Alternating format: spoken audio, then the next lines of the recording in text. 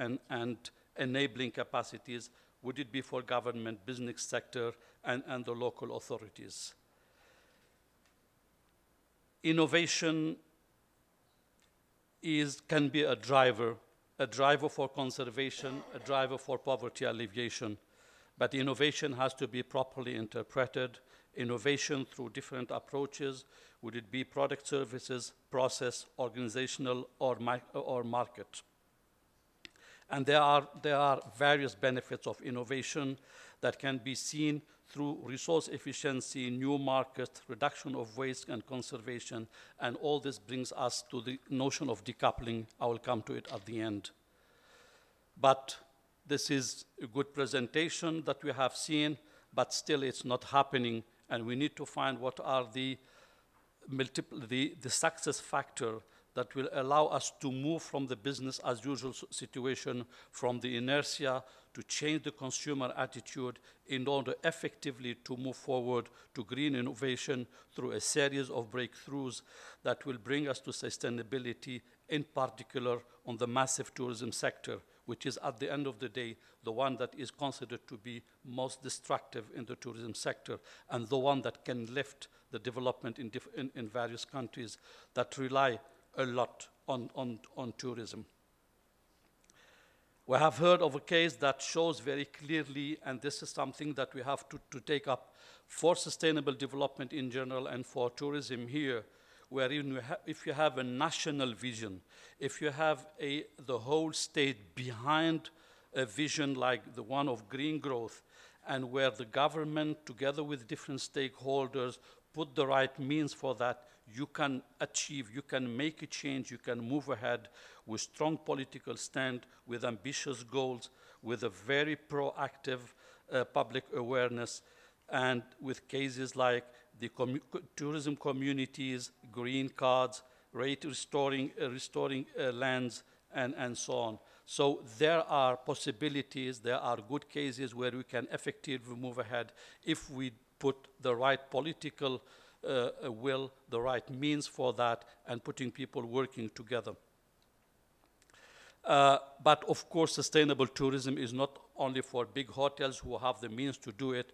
Exactly as we do with the industry sector, we have to move from the big companies to the small and medium ones, and the same happen also in the tourism sector. There are so many small hotels around the world that also need to be encouraged to move on sustainability at their level, be supported, be enabled in order to move out from this misconception of green innovation and provide them with the adequate information and coaching that has to be done by all UN agencies, by different partners, so that we can reach all of us a common goal of sustainability in the tourism sector. It requires a certain number of means when it comes to communication.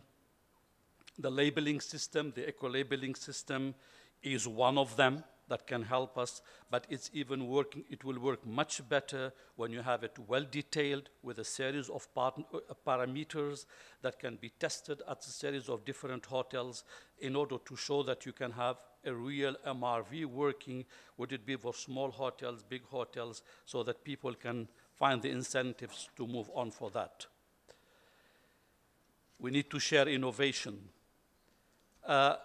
In his opening, the Deputy Minister said that there may be a plan B, but there is no Earth B, which means that if we don't look seriously at conservation, poverty alleviation, and we don't try to give the right importance to innovation, we might not have the plan B, where at the same time we don't have an Earth B.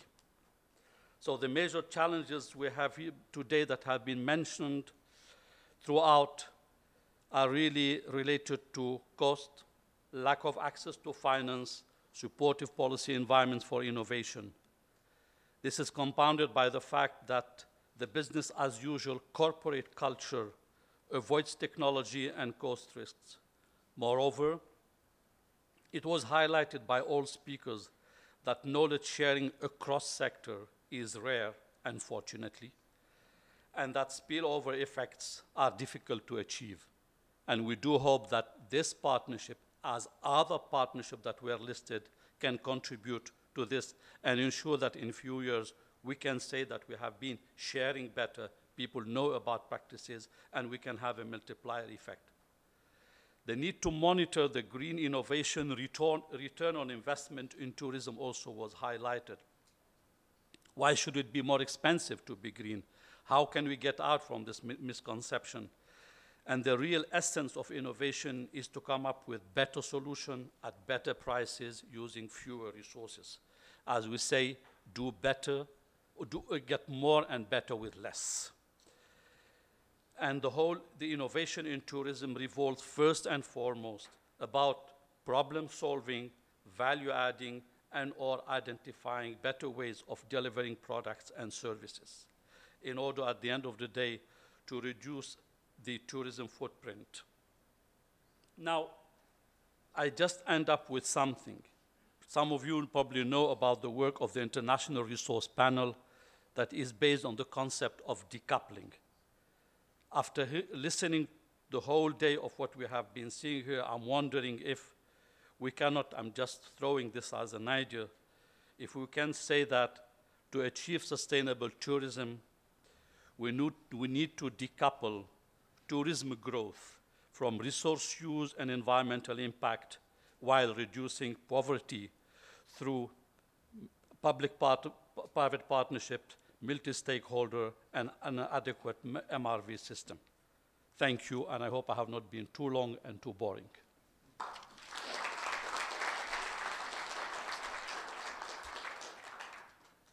Thank you, Mr. Hoballah, for that summary. I think everyone has a more clear understanding of what was discussed today.